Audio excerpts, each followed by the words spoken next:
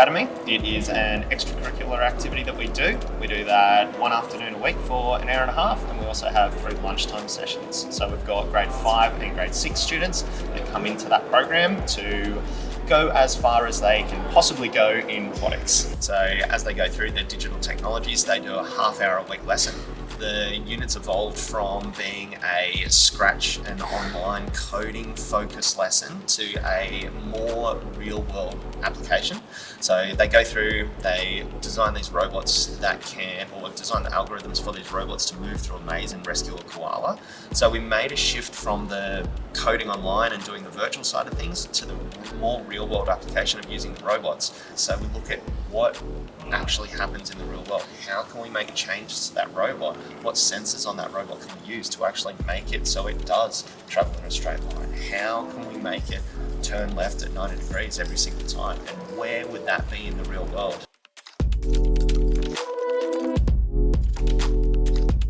In the junior school, we're using what's called the brick Q sets, which are built on physical science components. And with that, we do a lot of really still complex at that level, hands-on builds of real life things.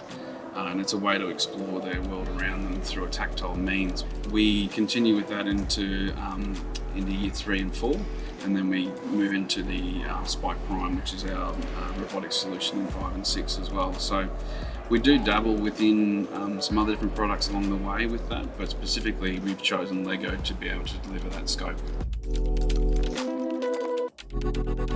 Students won't just look at necessarily the robotics portion of it, but they'll look at real world connections to applications such as like we designed with the local council a charging solution that was completely solar powered.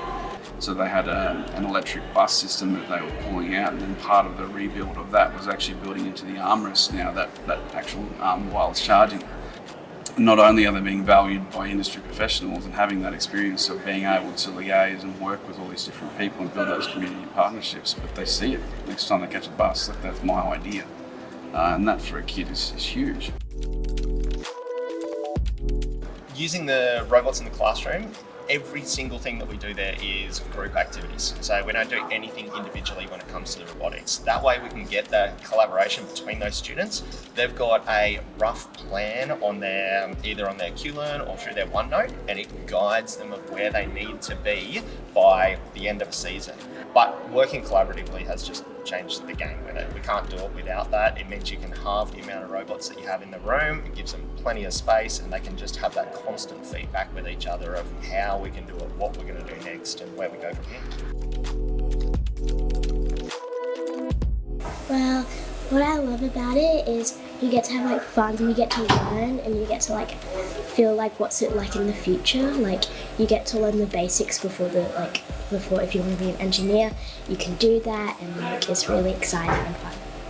What I love about robotics is the different ways we learn to do things. We're not set on one task to do this. We can do it any way we want. We don't have to, say for instance, push this up. We could turn this way, move this. It's so many different options, which really makes it interesting and fun. We've noticed the engagement has gone through the roof because 3 lessons in, they've got this little robot in front of them, and that iteration that they go through, they have a go, it doesn't work. Okay, what can we change? And you see that discussion. You have this small little group of kids going, what do you reckon? Okay, we'll give that a go. And one of them will code it, and they'll throw it back on there and give it another run. No, that didn't work. What went wrong? And you just get this whole discussion that you're trying to usually, it's like pulling teeth with kids. They're doing it all there. And you've got 15 groups of kids doing that in your classroom, fully unfacilitated. It's really nice to see.